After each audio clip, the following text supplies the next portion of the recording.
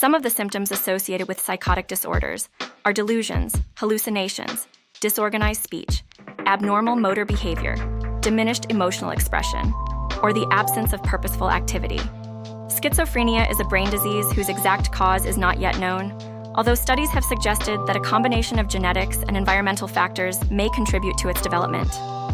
Abnormally elevated levels of the neurotransmitter dopamine have been linked to schizophrenia, and enlarged fluid-filled ventricles of the brain are also associated with neurological aspects of the disorder. Schizophrenia is more prevalent among individuals whose fathers are older at the time of their birth, and those with autoimmune diseases and exposure to viruses and malnutrition during the second trimester of fetal development. Schizophrenia affects about 1% of people worldwide and is slightly more frequent among males.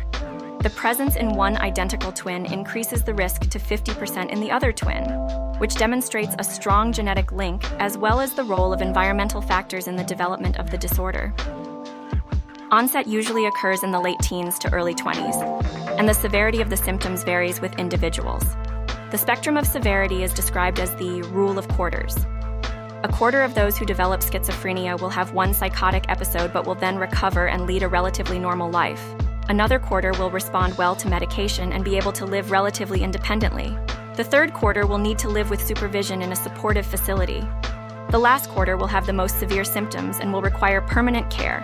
15% are unresponsive to medication. Schizoaffective disorder is essentially schizophrenia, plus periodic symptoms of disordered affect or mood. An individual diagnosed with schizoaffective disorder will not only display 2 or more of the 5 psychosis-related symptoms described previously, but will also present a major mood episode of either pervasive depression or mania.